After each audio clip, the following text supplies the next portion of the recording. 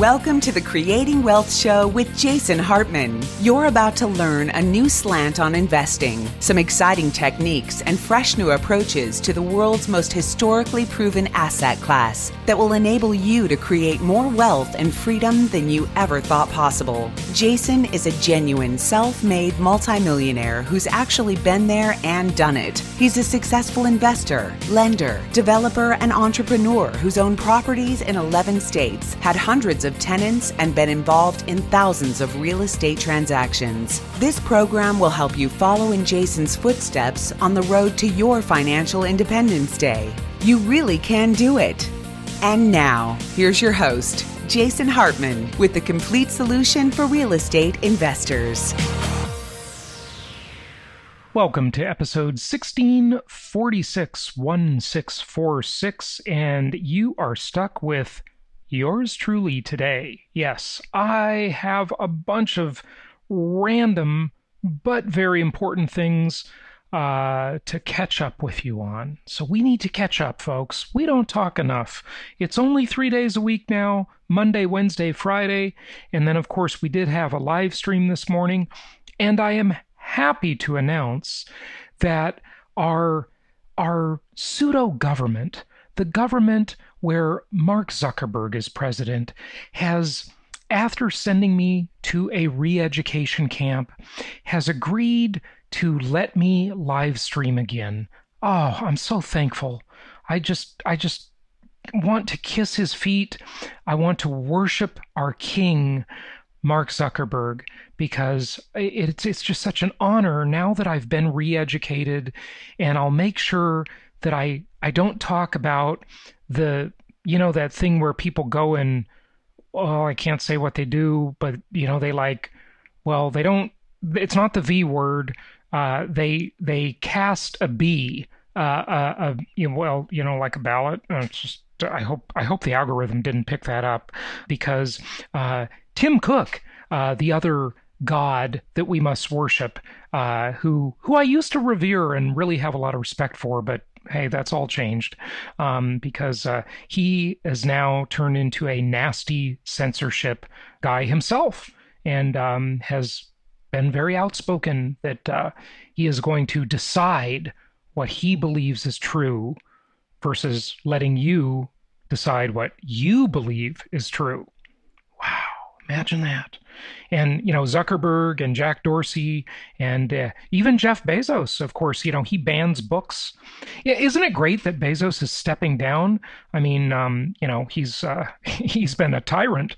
Granted, we all love being a customer of his company, but try being a seller with his company, and you'll experience a lot of abuse under King Bezos. And, like all of these people, they talk all about equal opportunity and all these politically correct things. Yet I don't know why Bezos has handed over the reins of his company to a white male who's might even be a Christian. Oh my God, what a sin. I mean, they talk about all this stuff, but just watch what these hypocrites do. Watch what they do. They don't do anything they tell you need to do. It's just unbelievable. But anyway, so we did a live stream this morning and we were on Facebook. But yesterday, YouTube took down another one of my videos. Dare speak about the event that happens in November, where people do this thing and they try and pick who their leader's going to be. You can't talk about that. No sirree. No ma'am. No talking about that. Totally forbidden. So suffice it to say, if you want to hear the real content, you can find me on BitChute and Rumble and, other places like Odyssey, where they don't censor you, because there are actually some people that are ethical, who believe in democratic ideals, who believe in free speech. But everybody on these platforms is now walking on eggshells. They're all tiptoeing around, censoring themselves. Yes, self-censorship is the best kind of censorship, because then you never hear what you don't hear, And you don't hear anybody complaining about how they got deplatformed, how their videos are getting taken down, how their books are taken off of Amazon. It used to, we used to have the Nazis, we used to have Chairman Mao, we used to have Joseph Stalin, and all these evil oppressors, Pol Pot. Well, we still got Kim Jong-un. We had Fidel Castro until recently. We used to have those people who would burn the books that you heard about in Fahrenheit 451 by Ray Bradbury, a must read, and also 1984 by George Orwell. I probably can't even speak these titles anymore. I'm actually surprised you can still get them. You better just get your copy of these books before they go away, because they are on the verge of vanishing. I guarantee you it's going to happen. They're going to just be out of print, or they'll find some way to make it hard to get these books. But we used to have like the book burners, right? The Nazis were famous for burning books, but now we have Jeff Bezos, Mark Zuckerberg, Tim Cook, Jack Dorsey. Who else? Did I miss anybody? I don't want to miss anybody. Oh, we got Netflix. They basically burn books too. They have to decide what you're allowed to see on their platform. Yes, of course. Wow, folks, it's a scary time for democratic ideals. It's a scary time for democracy. It's a scary time for freedom of speech. It is. But the good news is it is an amazing time to be alive. And guess what? Centenarians, yes, those folks over 100 years old, are becoming much more common. I'm looking at a chart right now that says the number of people worldwide who are over 100 years old has now reached 573,000. There are 573,000 people in the world who are over 100. They're in the triple-digit club.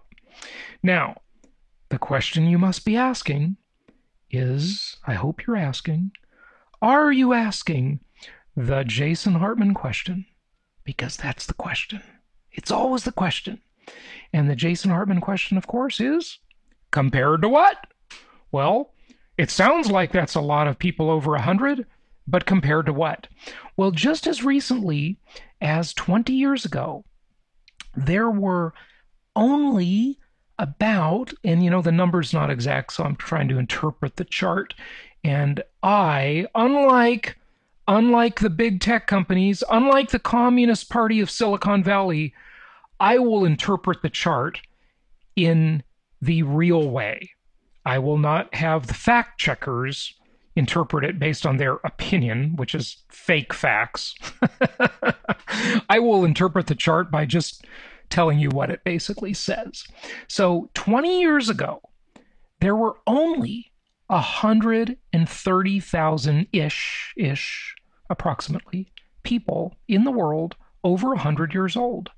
And now, 20 years later, just 20 short years later, 2 decades, 573,000.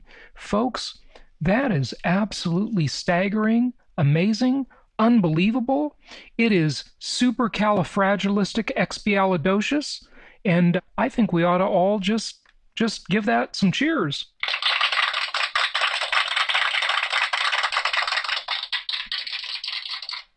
Let's give it a little more compared to what? And by the way, you might be asking, what does this mean to us real estate investors? Well, it means a lot. Wide-ranging effects on government, on entitlement programs, on housing needs, on inflation. This is big news. This is big, big, big time for real estate investors. Yes, it is. Okay, let's do another compared to what? So 20 years ago, we had about what? About 1/3 the number, or no, 1/4 the number we have now, right? Less than 1/4. But guess what? If you just go back, let's go back to 20 years before that. Let's go to 1980. And in 1980, the number of people worldwide over 100 years was a meager, a tiny, a teensy-weensy 40,000 people. Wow. So this it shows to go you, folks. It shows to go you that there's a lot of people living a lot longer. That's really good news. let's do one more comparison, and let's go 20 years before that. Let's go back to 1960, when, it's not exactly when, but it's right around the time that someone said, we will put a man on the moon and return him safely back to Earth within this decade. And by golly, we did it. We did it. That was back when America was really great. It ain't so great now, but that's when we used to actually build things. Now we just have software eating the world, which, software is good too, but problem is we have a few big players controlling it all, and that goes back to my prior comments. Okay, but in 1960, we had, and I can give you an exact number here because it's noted, 20,119 people over 100 in 1960. So you can see that this is absolutely unbelievable. Okay, now let's think about what this means for just a moment. When governments have to support these older people who mostly aren't working, and they are getting government support, and that's fine, they deserve it for sure, right?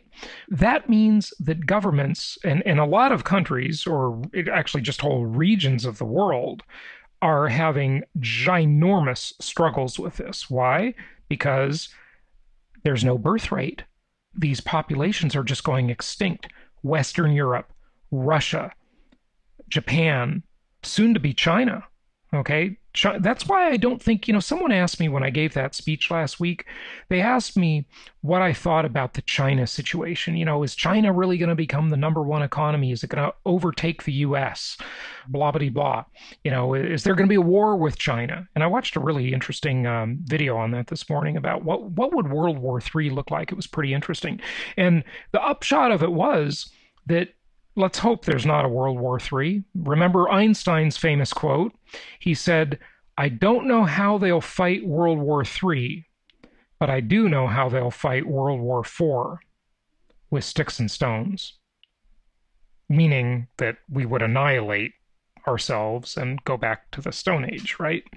So, do I really need to explain that to you? No, I don't. Jason, why are you explaining this to people? You have sophisticated listeners in your audience.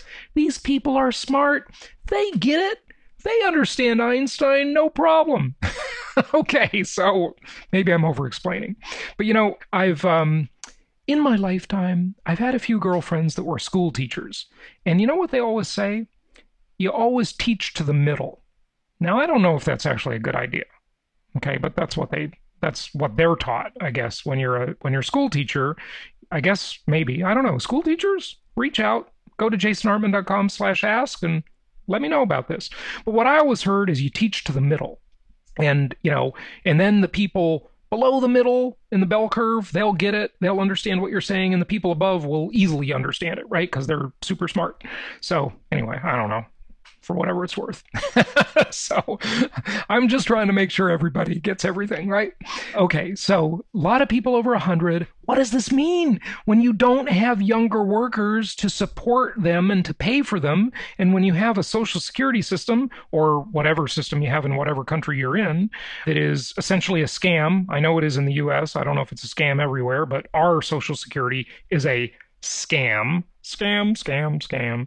And there's, in the US, because of immigration, at least we have, people supporting the older workers, right? But, the politicians have raided the Social Security system. So even if we do have younger people paying in through taxes, it's not going to help much here. And around the world, I don't know what the scenario is, but I know they don't have enough younger people paying in.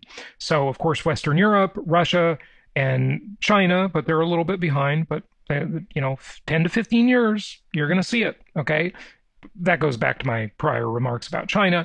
I don't think China is going to take over the world. I'm not that bullish on China. I'm not concerned about China taking over the world. They are doing certainly some incredible things, but they have a population time bomb that is going to start really becoming apparent in 10 to 15 years because of the one-child policy. Just remember, as I've always said, folks, if you want to have a country, you got to have people. If you don't have people, you don't have a country. Period. End of discussion. Full stop. Japan cannot continue to be a country. China, Western Europe, meaning all the countries in Western Europe, you get it. Russia, these countries are going extinct. You can't have a country if you don't have people. So that's the problem. So when you have this imbalance where you have all these people aging, now maybe Bill Gates can change that. Maybe he will find a way to extinguish a large part of the human population. Scary thought. But hopefully you've seen the TED Talk where he stumbles about 27 minutes in. It's not a conspiracy. The words came out of his own mouth. And he made a mistake and he tried to walk it back, but it was apparent the mistake he made in that notorious Bill Gates TED Talk where he wants to reduce the population. Of course, the Rockefellers have been, obvious about this too. So, there are people that want to do it, right? So this is not some wacko theory. It's, there are definitely people. I mean, listen, that great book that I've encouraged you to read called The Bet, which was about Ehrlich and Simon, the big bet that they had and how they wanted to reduce the population and, this Malthusian ethic, end of the world, blah, blah, blah. It never comes. They're always wrong. But there are still people that think that, the earth is overpopulated and we got to reduce the population. So it's imbalanced in many countries where you don't have enough younger workers paying taxes, paying into the system to support the older ones. So what does that mean? It means inflation. It means inflation because the governments have to create fake fiat money to pay, and they have to inflate their currency. And as real estate investors, we know we can get the double inflation arbitrage. We know we can get inflation-induced debt destruction. And we know that just from a simple perspective, our real estate assets, our income property assets, are inflation indexed. So we're going to do fine. This is great news for us. And hey, it's great news just for humanity that people are living longer. There's a lot more people who are able to celebrate their 100th birthday and get, 3 numbers on the cake, 3 digits on the cake. I think it's awesome. Some people don't like it, but I think it's a wonderful, wonderful thing. And hopefully we'll see human lifespan extended even further. And of course, there's an app for that. Now, there's not an app for it. There's a show for it, though. It's called the Longevity and Biohacking Show, and that's one of our shows. So you can check it out wherever you get your podcast. All right, so that is pretty exciting news. A lot more people living a lot longer, but it also has huge impacts for the economy, for housing demand, for inflation, and government entitlements and all sorts of stuff. But it's all good news for us as real estate investors. So we love it. Bill Gates be damned. I guess he doesn't like it. Another guy we probably have to kiss his feet and, he's probably going to send us to re-education camps too if we complain about his vaccine or anything. Okay, so let's get to some more of these comments and questions. We only got one on Monday, but today I've dedicated a little more time to cover some of these because I really got to catch up, and I love your comments. So send them in. Go to jasonhartman.com/ask. If you're connected with any of us on Voxer, leave us a message with your comment. It's best to say your first name and the city you're located in. People always kind of like to hear that for context. And make a comment, ask a question, tell us you love the show, tell us you think we're crazy, or maybe just me, not us. Tell us you think I'm crazy, whatever you want. And we always love your feedback. So here we go. Let's take a couple more of these and let's go down the rabbit hole. Jason, on a separate topic, in your show, you mentioned a lot about how there's really no viable alternative right now to the dollar as the reserve currency of the world.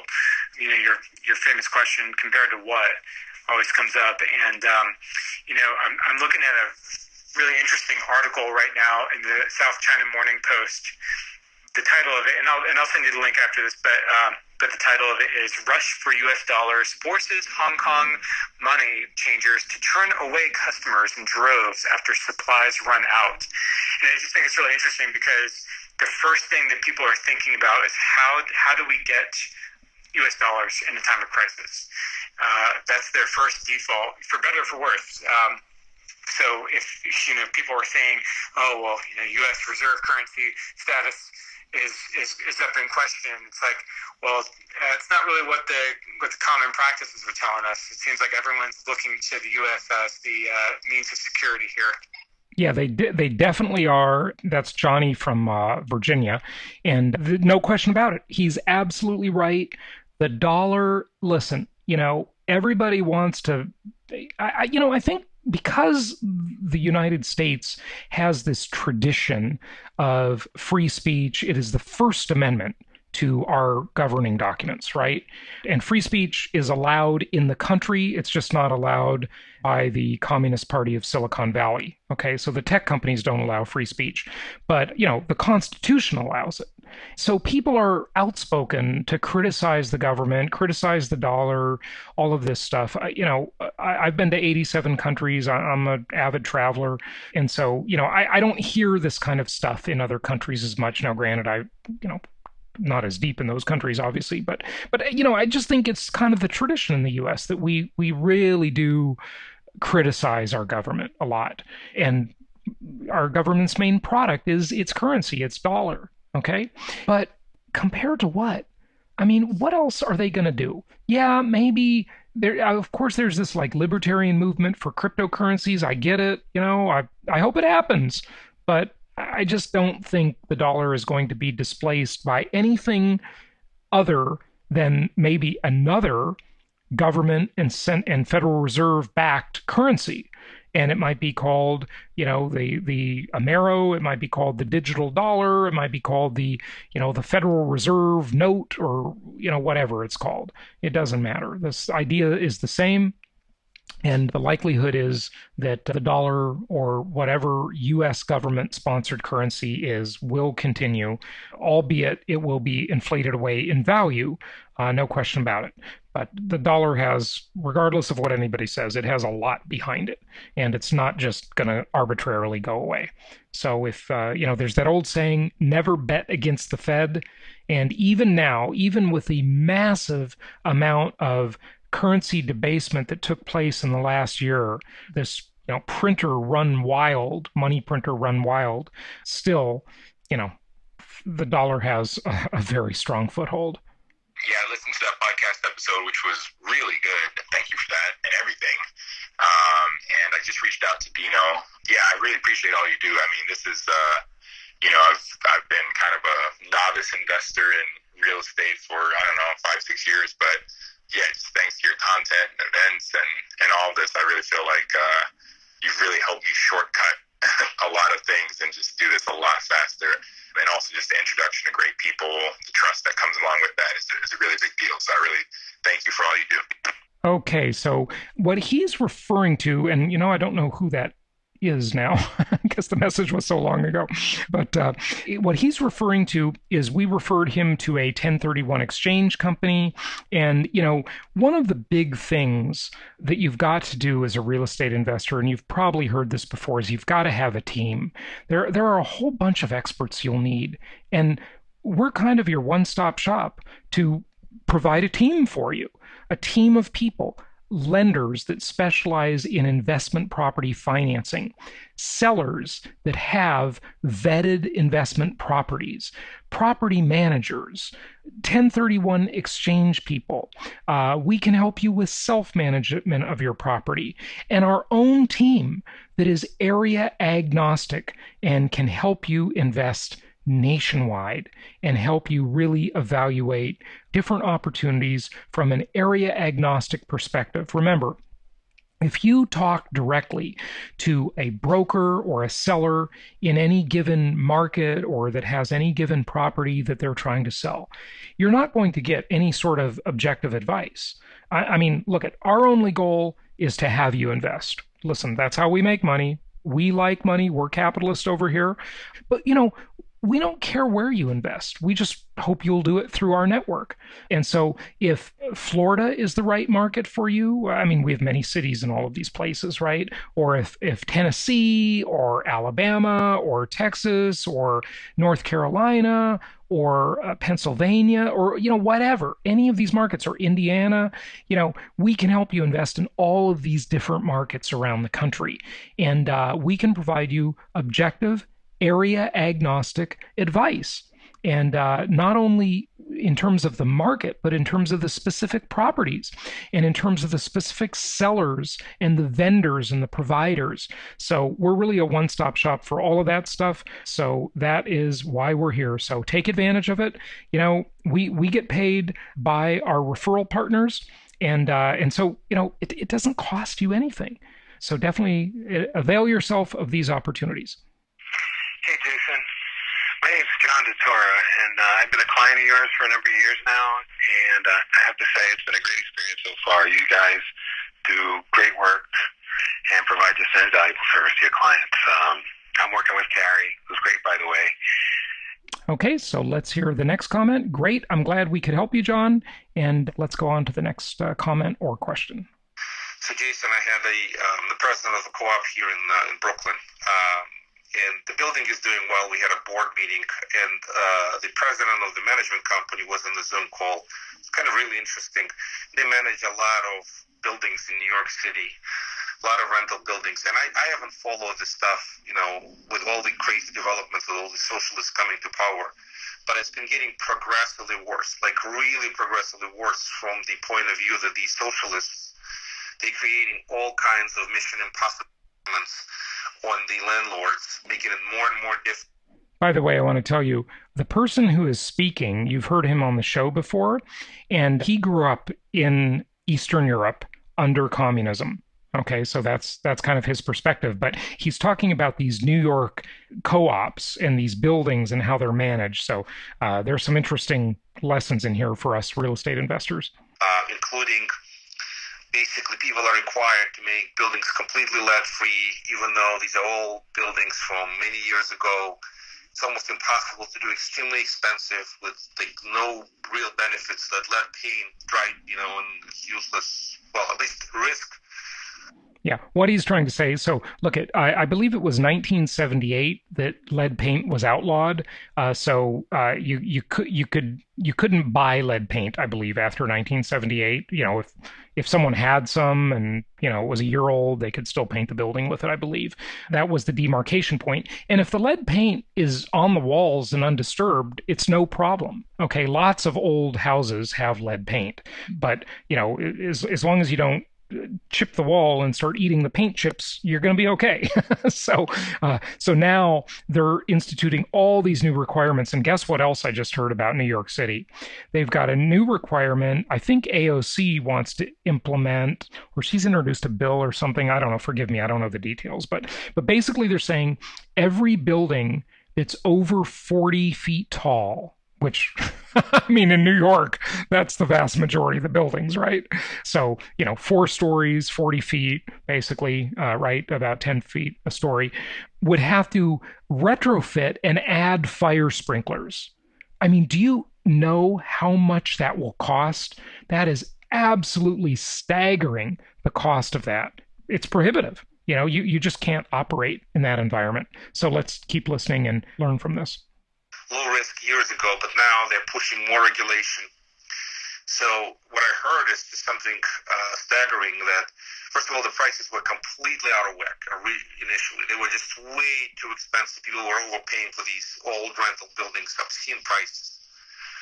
And recently, due to all these additional requirements, they've become less and less profitable. In fact, they've become significant money drains, losers, and landlords are ignoring these buildings, not investing in them, and basically milking them, and probably they're going to go to foreclosure.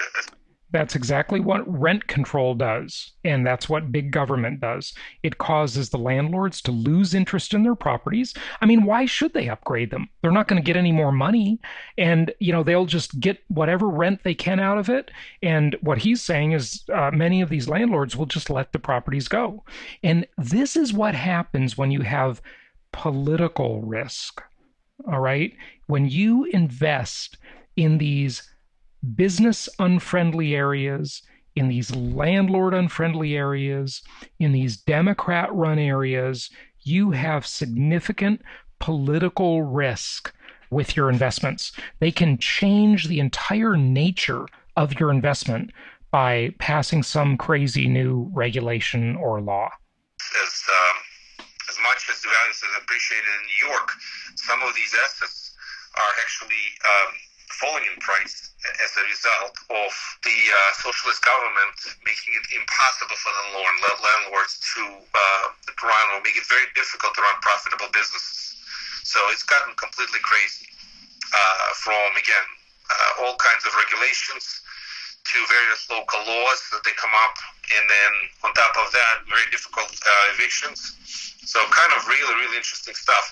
And a lot of these landlords, multi-generational families who've been running these buildings well, they just never sold them, and they're passing them to the kids, and it's a big issue now because it's very difficult to pay all those things that the city wants landlords to do and turn a profit. So the prices on these assets have fallen as a result of this craziness. So I think it'll be an interesting discussion for your audience.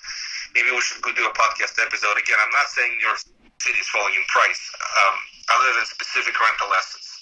The older properties have these type of issues where the city just, I don't know what the city wants. I think the city wants the following. They want the landlords to go out of business, the banks to foreclose.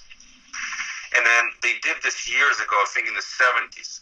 They had these assets converted into some kind of co-ops. They want the residents to own these buildings, socialistic structures. Co-op itself is sort of a socialistic structure. It's not exactly, but they want the landlords to get a piece of the building by virtue of landlord failing, banks taking it, and then banks coming to the table with the occupants and come up with something.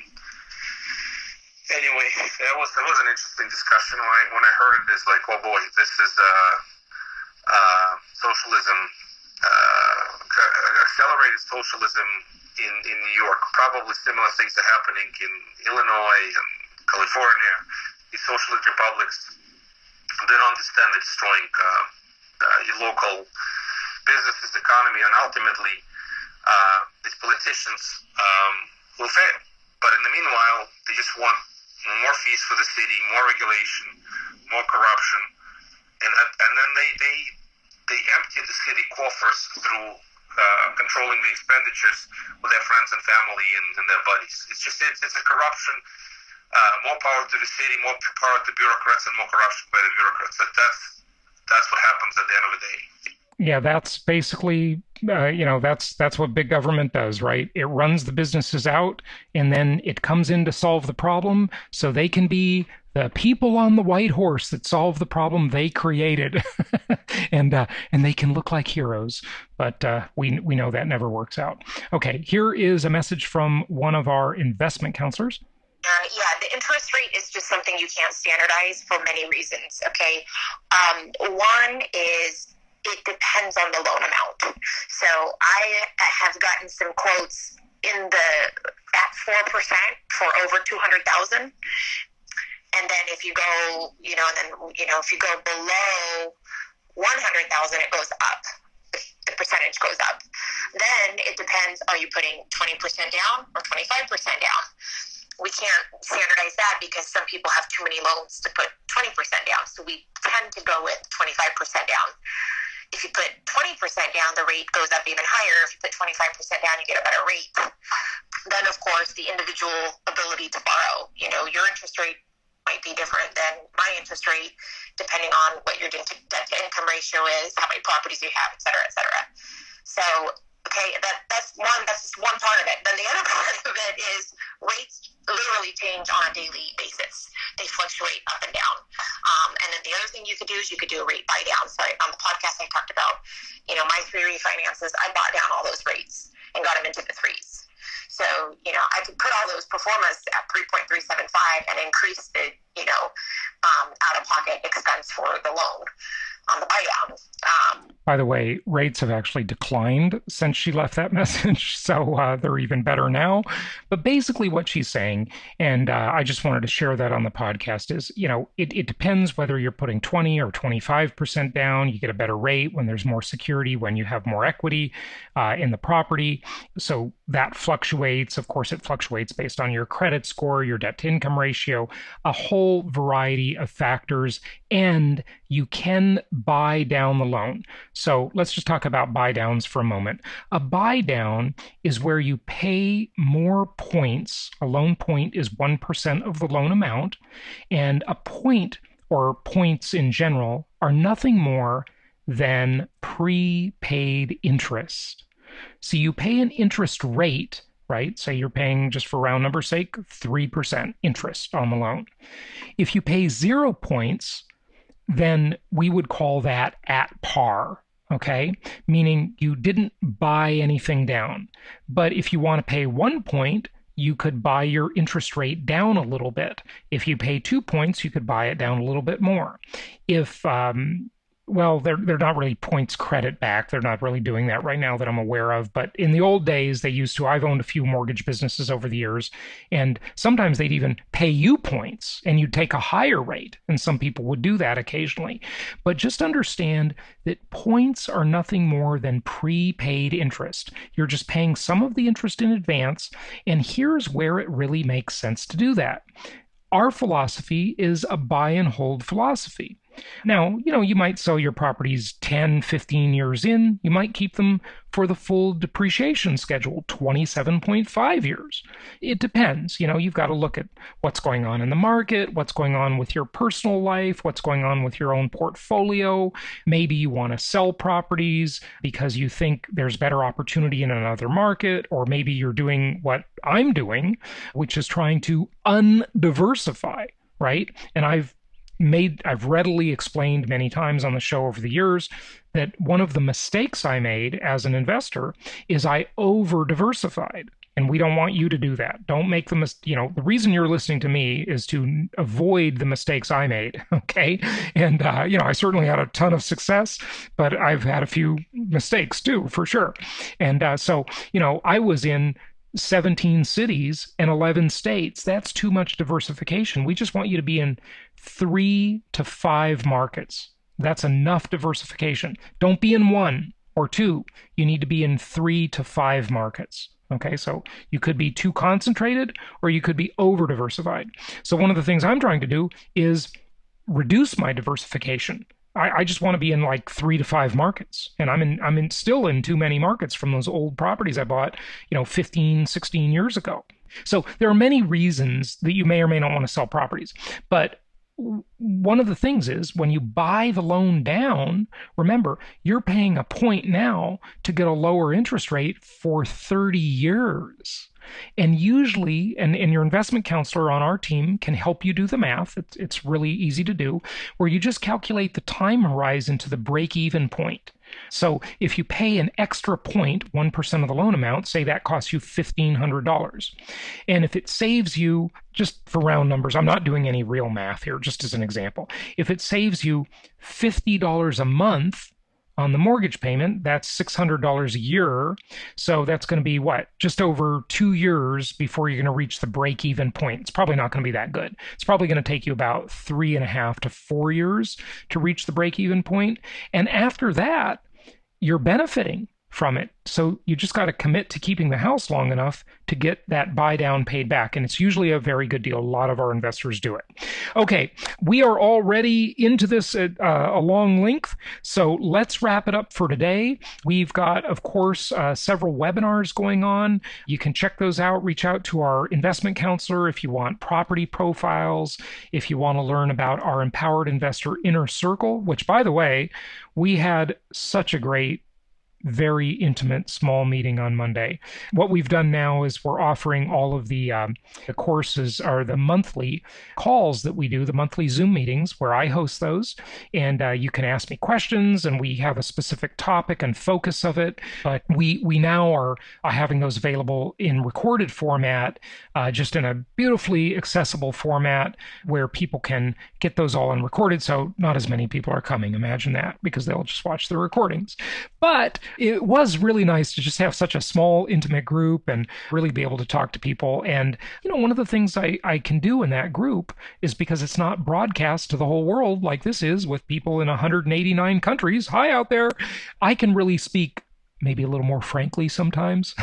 And someone asked me a great question about, one of my prior show guests, about what that person is publishing versus what I'm saying.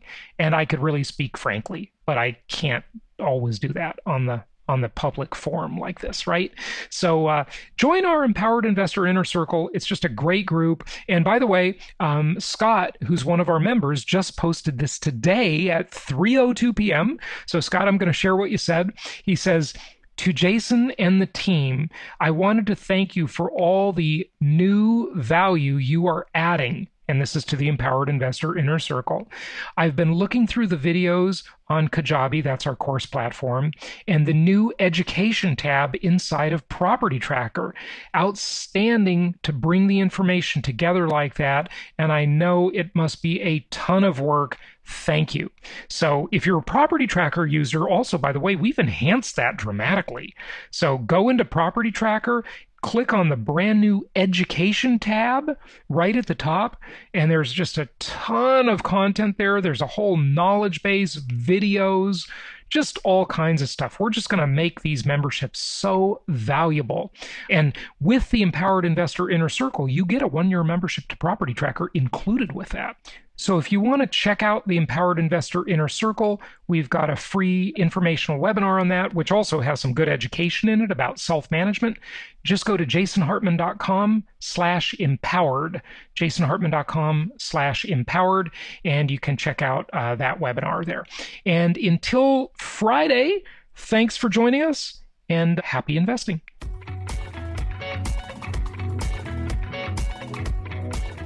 Thank you so much for listening. Please be sure to subscribe so that you don't miss any episodes. Be sure to check out the show's specific website and our general website, hartmanmedia.com, for appropriate disclaimers and terms of service. Remember that guest opinions are their own, and if you require specific legal or tax advice or advice in any other specialized area, please consult an appropriate professional. And we also very much appreciate you reviewing the show. Please go to iTunes or Stitcher Radio or whatever platform you're using and write a review for the show. We would very much appreciate that. And be sure to make it official and subscribe so you do not miss any episodes. We look forward to seeing you on the next episode.